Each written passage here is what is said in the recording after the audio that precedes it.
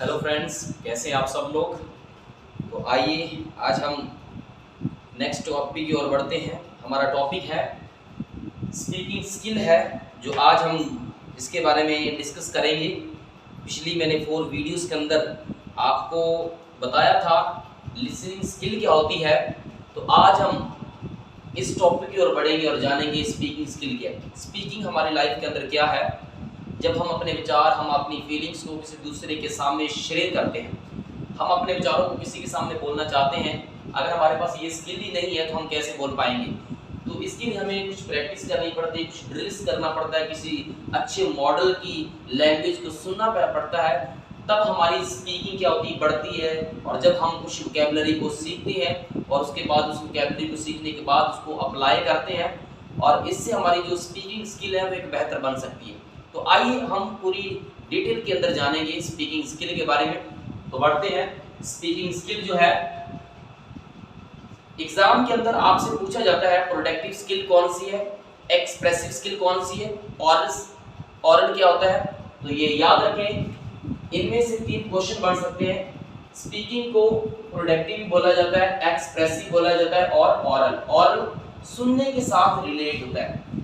तो ये सबसे पहले जानेंगे, ये प्रोडक्ट करते हैं। मैं कुछ बोल रहा हूं तो मैं आपको प्रोडक्ट कर बोल पैदा कर आपको दिखा रहा हूं, कुछ मेरे मुंह से कुछ निकल रहा है, कुछ पैदा हो रहा है। जब तक आप मेरे मुंह से ये नहीं जानेंगे ये किसके बारे में बोल रहा है तो आपको पता नहीं चलेगा।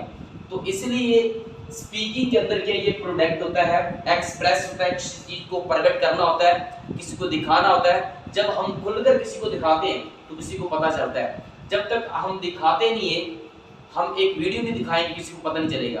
तो यही है, ये 2 चीजें एग्जाम के अंदर पूछा जाता है। ये एक्सप्रेसिव कौन सी है स्किल है, तो ये स्पीकिंग है। प्रोडक्टिव कौन सी स्किल है, तो वो भी क्या है, स्पीकिंग है। ऑरल क्या है, किसके साथ है, लिसनिंग के साथ है, स्पीकिंग के साथ है, राइटिंग के एंड जो रीडिंग के अंदर है, ये किसके साथ है, तो ये ऑरल भी, ये स्पीकिंग के अंदर। क्योंकि जो ऑरल है वो सुनने के साथ नहीं है। जो ऑरल होता है, AURAL, ऑरल होता है सुनना, सुनने के साथ रिलेट करता है। ऑरल का मतलब है हमारे कान का जो छोटा सा पार्ट है उसको हम ऑरल यूज करते हैं, इसलिए ये सुनने के साथ रिलेट करता है। ऑरल AURAL होता है, और जो ऑरल होता है, ओरल ORAL, ये होता है स्पीकिंग, बोलने के साथ। और जानेंगे ये क्या है, it is a crucial part of learning. तो ये एक इम्पोर्टेंट पार्ट माना जाता है, ये महत्वपूर्ण पार्ट माना जाता है सीखने का। अगर हम कुछ सीख रहे हैं उसके बाद हम बोलना भी हमें आना चाहिए। अगर हम सीखते रहते हैं, अगर कुछ बोलेंगे नहीं, किसी को बताएंगे नहीं, तो किसी व्यक्ति को क्या पता होगा कि हम क्या बोलना चाहते हैं। तो इसलिए स्पीकिंग का हमारी लाइफ के अंदर बहुत ज्यादा इंपॉर्टेंट है। इसलिए ये कौन सा स्किल माना जाता है, ये क्रूशियल पार्ट ऑफ लर्निंग का माना जाता है। तीसरे पॉइंट की ओर चलते हैं। It is considered as a method of knowing a language।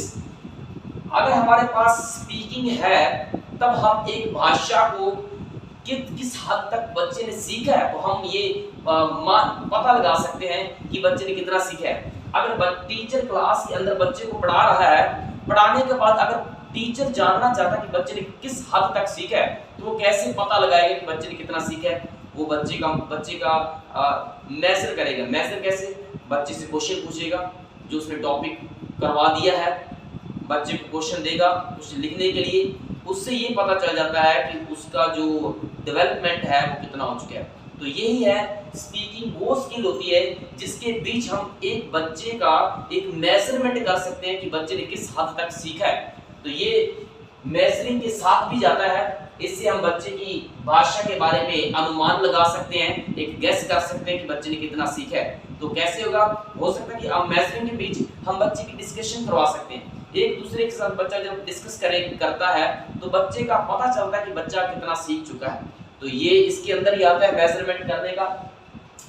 और क्या है, नोइंग और लैंग्वेज, पता चल जाता है कि बच्चे ने कितनी भाषा सीख ली है, कितनी बच्चे का हम इधर बच्चे का हम जानते हैं कि बच्चे को कितना बच्चे ने सीखा है, कितना बच्चा भी गलती कर रहा है, किस शब्द को किस तरह से वो बोल रहा है, किस तरह से किस शब्द को किस तरीके के साथ नहीं बोल रहा है। तो अगर वो गलत शब्द को प्रोनाउंस कर रहा है तो तो हम उसको सिखाते हैं अच्छा बोलने के लिए, हम उसको मेजर करते हैं इसके बीच। थर्ड पॉइंट क्या है, it is a fundamental to humans communication in daily lives. इधर हम भाषा सुबह से लेकर शाम तक अपने काम के अंदर, बातचीत के अंदर, टेलीफोन के अंदर, तो हम कोई भी बात जब करते हैं किसी टॉपिक को लेकर, तो हम किसके साथ करते हैं, स्पीकिंग के साथ करते हैं। तो ये क्या है, फंडामेंटल माना जाता है, एक मुख्य पार्ट माना जाता है स्पीकिंग का। स्पीकिंग अगर आपके पास है, एक टॉपिक को लेकर आप उसके ऊपर किसी को बता सकते हैं। अगर टीचर के पास एक टॉपिक है और टॉपिक को लेकर जब वो क्लास के अंदर लेकर जाता है, तो वो क्या करता है, उधर जब खड़ा रहता है, सुनता है, राइटिंग करना शुरू कर देता है, लिसनिंग करना शुरू कर देता है, क्या करता है, वो बोलता है जाकर। जब तक टीचर बोलता नहीं है, बच्चे को समझ में नहीं आता है, तो ये हमारी डेली जो एवरीडे जो लिव्स है उसके लिए ये क्या माना जाता है, एक फंडामेंटल माना जाता है ये स्पीकिंग स्किल है। तो इसीलिए नेक्स्ट क्या है, और बढ़ेंगे ऑब्जेक्ट्स अभी देखेंगे, दूसरे इसके पॉइंट्स के अंदर जाएंगे। पहले पॉइंट्स के अंदर हमने सीखा है और दूसरे पॉइंट्स के अंदर इसके ऑब्जेक्ट सीखेंगे। ऑब्जेक्ट होता क्या है, ऑब्जेक्ट इसका लक्ष्य क्या है।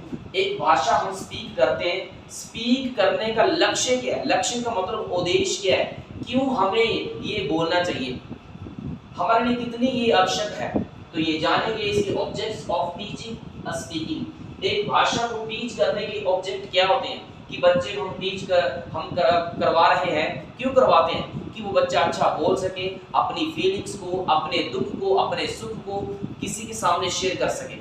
तो इसलिए हम एक भाषा को टीच करवाते हैं।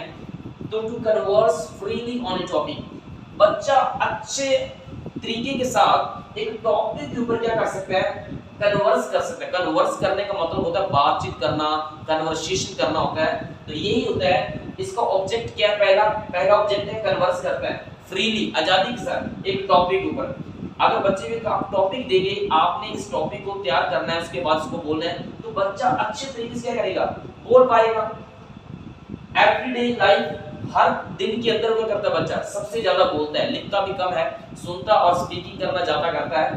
तो ये क्या है, कन्वर्स करता है, बच्चा बोलता है टॉपिक के ऊपर। दूसरा पॉइंट क्या है, टू स्पीक और to make the learners efficient in vocabulary, बच्चा एक टॉपिक के ऊपर बात करता है। दूसरा पॉइंट क्या है, दूसरे इसके ऑब्जेक्ट क्या है, दूसरा ऑब्जेक्ट हम किसे मान सकते हैं, बच्चे को क्या करते हैं, लर्नर जब एफिशिएंट हो जाता है, एफिशिएंट उस चीज के अंदर एक्सपर्ट हो जाता है, किसके अंदर, वोकैबुलरी के अंदर। बच्चे को अलग अलग प्रकार की हम क्या करते हैं, डिफरेंट काइंड्स ऑफ वोकैबुलरी क्या करते हैं, देते हैं, बच्चा बोलता है। बच्चे को सिखाते हैं कम, बच्चा कम के बारे में सीख जाता है, उसके बाद उसका यूज करना सीखता है, अच्छे प्रॉपर क्या है, कॉन्टेक्स्ट के बीच सीख जाता है, अच्छा विषय उसका बनाना लग जाता है। जब बच्चे जैसे जैसे बच्चे की जो डेवलपमेंट बढ़ती है, तो वैसे वैसे बच्चा क्या होता है, मैच्योर हो जाता है। तो वैसे ही धीरे धीरे बच्चे के अंदर जो वोकैबुलरी आती है बोलने की, अगर आपके पास वोकैब नहीं है तो आप बोल नहीं सकते।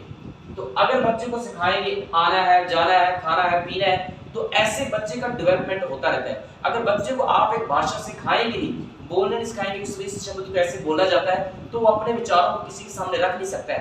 तो यही है, बच्चे को वोकैबुलरी सिखाई जाती है। अगर एक बच्चा इंग्लिश सीखता है, तो बच्चे को वोकैबुलरी सिखाई जाती है, कम, गो, सिट, स्टैंड, ऐसे बच्चे को सिखाते हैं। अगर ये नहीं सिखाएंगे तो बच्चा इस शब्दों को क्या अब बोल नहीं पाएगा, उसका यूज नहीं कर पाएगा एक कॉन्टेक्स्ट के बीच। तो यही होता है, इसके ऑब्जेक्ट क्या है, लर्नर को एफिशिएंट कर देती है, किसके बीच, वोकैबुलरी के बीच, एंड यूज इट। जब बच्चे को वोकैबुलरी आ जाती है तो बच्चा अच्छे तरीके के साथ यूज करना सीख जाता है, किस तरह से, एक प्रॉपर कॉन्टेक्स्ट के बीच, एक अच्छे विषय के बीच। तो हमारा स्पीकिंग स्किल करवाने का मतलब यही है कि बच्चे को हम किस तरह से उसकी जो भाषा बोलने की जो स्किल है कैसे डेवलप कर सकते हैं। तो यही है, अगर वो गलती करता है फिर से हम उसे सिखाते हैं, रीटीच करते हैं कि बच्चा अच्छे तरीके के साथ उस शब्द को प्रोनाउंस कर सके। तो यही इसका मोटिव होता है, अच्छी वोकैबुलरी सिखाते हैं, उसका यूज करना सिखाते हैं, कैसे, प्रॉपर कॉन्टेक्स्ट के बीच। तो आगे जाएंगे, स्पीकिंग सिचुएशंस क्या है, स्पीकिंग सिचुएशंस की ओर जाएंगे तो क्या है, इसके बीच सबसे पहले हम करते हैं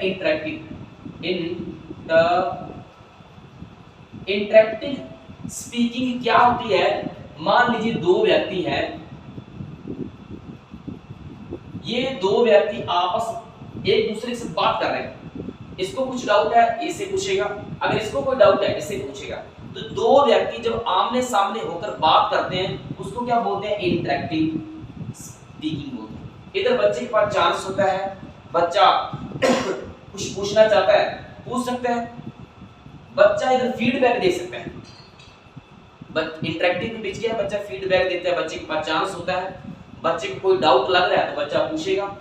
तो जब पार्शियली जो होती है, पार्शियली के बीच, पार्शियली किसको हम बोल सकते हैं, आप एक लाइव वीडियो देख रहे हैं, नीचे बहुत से कमेंट आ रहे हैं, मान लीजिए ये लाइव वीडियो चल रही है, नीचे नीचे बहुत सारे कमेंट आ रहे हैं, एक व्यक्ति बोल रहा है उसके बारे में बहुत से कमेंट आ रहे हैं, आपने भी एक कमेंट किया, ये व्यक्ति बाद में वीडियो के इस कमेंट को देखता है, हो सकता है वो किसी के मैसेज का रिस्पांस करे और किसी के मैसेज का रिस्पांस ना करे, तो उसको बोलते हैं पार्शियली इंटरेक्टिव। जब हम किसी के प्रश्न को देखकर उसका रिस्पांस करना चाहे तो कर सकते हैं, अगर आपके पास टाइम है, अगर आपके पास टाइम नहीं तो आप रिस्पांस नहीं करते। तो यही है, आप मैसेज को देख रहे हैं, रिस्पांस किसका कर रहे हैं, जो कोई खास मैसेज का आप रिस्पांस करना चाहते हैं, अगर वो खास नहीं तो आप छोड़ देंगे। तो यही होती है पार्शियली जो इंटरेक्टिव है, जिसके बीच आप रिस्पांस करते हैं, अगर आपके पास है, जो नहीं टाइम है तो नहीं करते। तो नेक्स्ट थर्ड जो है नॉन इंटरेक्टिव। नॉन इंटरेक्टिव ये है, आपके पास ये टीवी है, टीवी के बीच आप एक मूवी देख रहे हैं, आप खड़े हैं इधर आप टीवी देख रहे हैं, टीवी देख रहे हैं, आपको फिल्म बहुत अच्छा लग रहा है, आप उस हीरो को नहीं बोल सकते कि आपकी फिल्म अच्छी है, आप उसके साथ बात नहीं कर सकते, आप उसको कुछ बोल सकते, आप हैंडसम हैं, ऐसे नहीं बोल सकते। आप सिर्फ क्या कर रहे हैं, सिर्फ देख रहे हैं, आपके पास कुछ चांस नहीं है, आप फीडबैक नहीं दे सकते, तो वो होती है नॉन इंटरेक्टिव। नॉन इंटरेक्टिव में आप कुछ नहीं कर सकते, आप अकेले हैं और कुछ नहीं, आपके पास कुछ चांस नहीं, कोई फीडबैक नहीं है। तो यही होती है इंटरेक्टिव, पार्शियली और नॉन इंटरेक्टिव। आगे बढ़ेंगे, स्पीकिंग स्ट्रेटजीज क्या है, इसके उपाय क्या होते हैं स्पीकिंग के, तो उसके बारे में जानेंगे। Using minimal response. मिनिमल होता है छोटे से छोटा, हम क्या करते हैं, रिस्पांस करते हैं। जब हम बोलते हैं क्लास के अंदर, जब टीचर बच्चों को ये पूछते हैं कि आपको इस सम के बारे में समझ में आया, तो बच्चा किसके अंदर रिस्पांस करता है, यस और नो के अंदर रिस्पांस करता है। तो यही होता है जो मिनिमल जो रिस्पांस हम किसे बोलते हैं, यस और नो को बोलते हैं। जब बच्चा टीचर को क्या बोलता है कि मुझे समझ में आया, तो बच्चा बोलता है यस सर, अगर समझ में नहीं आया तो बोलता है नो सर। तो इसके बीच जो मिनिमल जो रिस्पांस होता है उसके बीच एक तो यस नो होता है और इसके बीच एक जेस्चर होता है, बॉडी जेस्चर करता है बच्चा, बच्चा इशारा करता बोलता है, अपनी गर्दन को हिला देता है, कुछ अपनी आंखों के जरिए समझ में बताना चाहता है कुछ, जिससे टीचर देखकर उसको ये समझ में आ जाता है कि बच्चे को समझ में आया है कि नहीं होता है।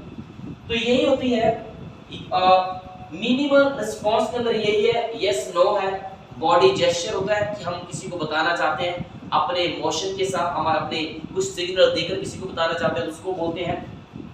आगे बढ़ेंगे, रिकॉग्नाइजिंग स्क्रिप्ट एक हम किसको बोल सकते हैं, स्क्रिप्ट एक हमारा जो बोली होती है, ये एक लिपि होती है कि अगर मैं बर्थडे पर जाता हूं तो मुझे मालूम है मैंने किस तरह से बात करनी है।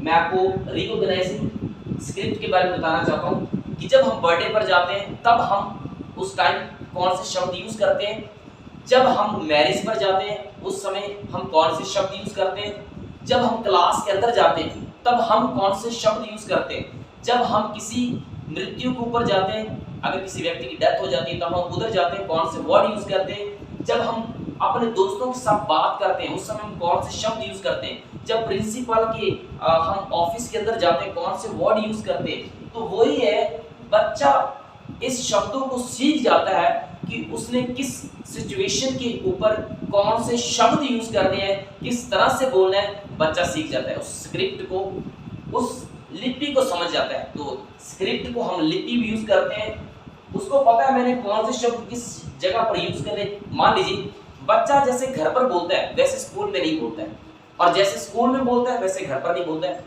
जैसे वो अपने फ्रेंड्स के बीच बोलता है वैसे वो घर पर नहीं बोल सकता है। और जैसे वो फ्रेंड्स के बीच बोलते हैं वैसे वो स्कूल के बीच नहीं बोल सकते हैं। तो बच्चे का बोलने का जो लहजा होता है, बच्चे का बोलने का जो इंटोनेशन होता है वो डिफरेंट होता है जब वो बच्चा बात करता है। तो यही स्क्रिप्ट होता है, बच्चा बोलने के जो स्क्रिप्ट है वो डिफरेंट है। इधर लिखा हुआ है there are different scripts for different situation. अलग अलग बच्चा जब जहां पर जाता है उसका बोलने का जो स्टाइल है वो चेंज होता है। नेक्स्ट को जानेंगे क्या है नॉलेज एरियाज ऑफ स्पीकिंग। इधर क्या है, बच्चे की जो नॉलेज है, बोलने की जो नॉलेज है वो किस सिचुएशन के अंदर कैसा बोल रहा है वो देखेंगे। इधर क्या है यूजिंग राइट वर्ड, बच्चा अच्छा शब्द यूज करना सीख जाता है। मैंने आपको बताया था, उसको पता है मैंने वेडिंग के ऊपर जाना है, कैसा शब्द बोलना है। इस मान लीजिए वो इसको यूज करना चाहता है, अगर वो विश बोलना चाहता है, विश कब बोलेगा उसको पता है कि मैंने इस विश को तब यूज करना है जब किसी का कुछ बर्थडे हो, जब किसी को मैंने बधाई देना हो, तब यूज करेगा। अगर वो स्कूल के अंदर जाएगा तो ऐसे नहीं बोलेगा विश यू सभी को विश यू, ऐसे नहीं बोल सकता, विश यू कहकर सभी को नहीं बोलता है। तो ऐसे ही है, उसको पता है। अगर वो बच्चे को हमने सिखा दिया टीच शब्द को कब यूज करता है, जब उसको पता होगा, सिचुएशन को जानता है कि टीच शब्द किस सिचुएशन के बीच मैंने यूज करना, उसको पता है।